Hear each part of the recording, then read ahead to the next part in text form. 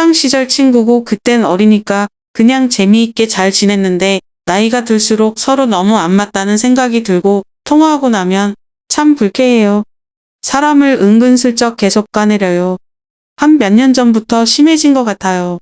나한테 좋은 일 생긴 거 얘기하면 꼭 까내려요. 동네 친구들 참 좋다고 하면 그런 사람들 아무것도 아니다. 뭔 운동 시작했다고 하면 그런 거 왜 하냐? 여행 간다 하면 그런데 왜 가냐? 항상 얘기할 때 저쪽은 공격하고 나 자신을 방어하는 얘기를 하게 되니 너무 피곤하고 진 빠지네요. 하다 이제 과거에 없었던 일을 내가 했다고 우기고 너 그때 참 못 나갔다는 식으로 말해요. 본인 자랑 본인 아는 사람 잘 나간다고 자랑하면 저는 참 잘됐구나 그냥 그래요. 친구가 잘된 일 있으면 저는 진심으로 잘됐다고 생각합니다. 근데 왜 나한테 저러는지. 본인 아플 때 문병 가고 챙겨주고 아이 선물 볼 때마다 보내주고 잘했는데 이제 오랜 친구라고 그냥 넘어가기 힘들 정도가 되었어요. 너무 돈 얘기를 많이 하고 예전에도 속물적인 기질이 많았지만 나이 들수록 너무 안 맞아요. 슬프지만 오랜 친구도 여기까지인가 봐요. 중학생 때 같은 반 친구로 만나서 지금까지도 잘 지내고 있는 10년지기 친구가 있음. 우리 둘이 워낙 친하고 잘 지내다 보니까 친구 부모님이랑 우리 부모님이랑 다 같이 식사한 적도 있음. 나도 당연히 평생 친구라고 생각하고 있었음. 근데 얘가 어느 순간부터 좀 막말을 하기 시작함. 처음에는 내가 짧은 치마를 입거나 꾸미는 날에 외모 평가를 했었음. 다리도 두꺼운 대치마 입는 거 안 쪽팔리냐는 둥 꼽을 주는 느낌. 그래놓고 내가 기분 나쁜 티 내거나 그건 좀 아닌 것 같다는 식으로 말하면 사과를 함.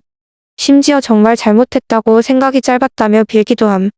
거기에 난 알겠다고 용서해줬고 다시 같이 노름. 근데 얼마 못 가서 또 막말 반복.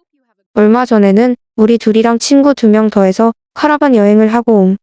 내가 예전부터 꾸준히 블로그를 쓰고 있는데 체험단으로 협찬도 받고 있음. 이날 카라반도 체험단 통해서 협찬 받고 간 숙소였음. 무료로 카라반에서 1박 2일 묵을 수 있는 거니까 애들도 좋아했고 바베큐 파티하면서 다 같이 재밌게 잘 놀았음. 근데 문제는 저녁에 술 먹다가 친구가 또 막말을 시작함. 솔직히 이런 카라반 협찬 받고 오는 거 너무 찌질하지 않냐고. 그냥 돈 주고 예약하면 되는데 뭐하러 그렇게까지 하냐고 하면 말도 안 되는 개소리를 시작함. 다른 친구들은 눈치 보느라 바쁘고 나는 애써 평정심 유지함. 일단 여행 왔으니까 잘 마무리했고 그 후로 친구가 계속 사과하고 있는데 그냥 연락 씹는 중. 내가 혼자서 아무리 생각해봐도 얘가 나한테 왜 이러는지 모르겠음. 놀랍게도 다른 친구들한테는 절대 안 그럼. 그냥 내가 하는 것마다 아니 꼽게 보는 듯한 느낌. 예전에 나 혼자 인서울 대학 붙었을 때는 뭐하러 서울까지 가냐고 돈 들고 힘들게 고생 사서 한다. 어쩌고 함지도 지원했는데 떨어진 거면서. 아무튼 오래된 친구기도 하고 가족끼리도 알 정도로 정말 평생 친구라고 생각하는데 자꾸 선 넘는 말과 행동을 해서 사람 기분을 불쾌하게 만듦. 손절만이 답인가 싶으면서도 그래도 사과할 때는 진심인 것 같은데 그냥 말을 이쁘게 못하는 성격인가 싶기도 함. 나 어떻게 해야 할까? 조언 부탁. 초등 시절 친구였고 가정 환경이 좋지 않았던 친구였어요. 머리는 좀 좋아서 대학 졸업하고 사업으로 몇 년 만에 수십억 자산을 갖게 되었고 항상 저에게 자랑했었죠. 워낙 어린 시절 친구라 제가 친구 집 사정 다 알고 잘 들어주고 해서 많이 위로도 해주고 축하도 해주고 자랑스러워했었어요. 얼마 전까지는요. 그러다 친구가 남편상을 당했고 제가 조회금을 100만 원을 했고 화환을 보냈고요. 몇 달 흘러 연락이 왔길래 만나서 위로해 주었는데 친구는 홈쇼핑에서 산 호주산 호박씨 기름 한 병을 주더라고요. 저도 위로 겸 작은 선물을 준비해 나갔었고 그러다 친구가 일본 출장을 같이 가달라길래 코로나 끝나고 항공권도 80만 원일 때 따라갔어요. 호텔은 좁은 데서 못 잔다며 1박 50 가까이 되는 곳에서 3박을 하고 호텔, 맛집 가는 돈을 반반해서 칼같이 내고요. 돌아오는 비행기에서 산 핸드크림 세트 중 1개를 빼더니 쓰라며 주었네요. 제가 여기서 빈정이 확 상하더라고요. 같이 와줘서 고맙다고 밥이나 한 끼 사면서 말하면 저는 술이라도 한 잔 다시 사줄 텐데 말이죠. 그 후로 간간히 연락 오는 거 응대해 주다가 얼마 전 차단했습니다. 진짜 끊어내지 못한 게 후회되더라고요. 그동안 호구가 진상 만들었던걸요. 1번 내가 잘 될수록 말을 깎아내리는 친구. 어떻게 나타나는가? 이 유형의 친구는 여러분에게 좋은 일이 생길수록 말이 점점 날카로워지는 특징을 보입니다. 외모, 진로, 성취, 취미, 여행 등 어떤 주제든 축하보다는 왜 굳이 그렇게 하느냐, 그게 그렇게 대단한 일이냐는 시계평가가 먼저 나옵니다.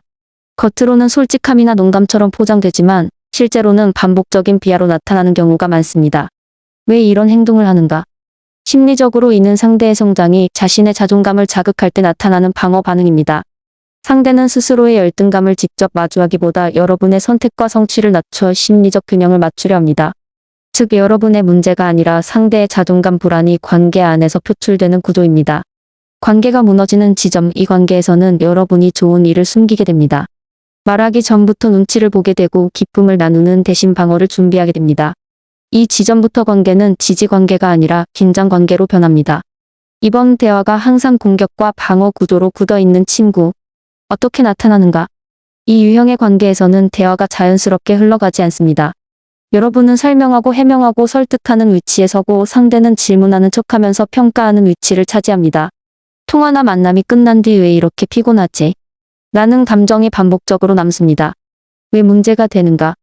이 구조는 이미 대등한 우정이 아니라 심리적 권력 구조로 변한 상태입니다. 상대는 무의식적으로 판단하는 위치에 서고 여러분은 방어하는 위치로 고정됩니다. 이때 느끼는 피로감은 성격이 예민해서가 아니라 지속적인 긴장 상태에 놓여 있기 때문에 발생합니다.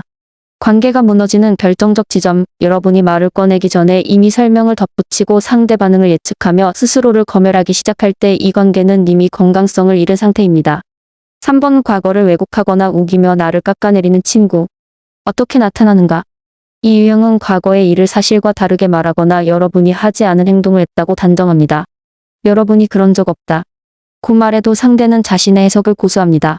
이 행동은 종종 장난이었다. 기억이 다를 수도 있지. 라는 말로 포장됩니다. 왜 위험한가?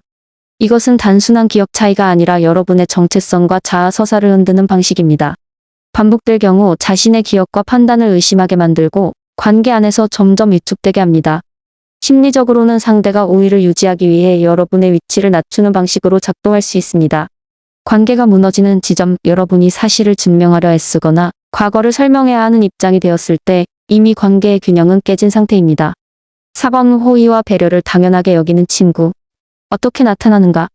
이 유형은 여러분의 배려와 정성을 자연스럽게 받지만 자신의 차례가 되면 지나치게 계산적으로 행동합니다.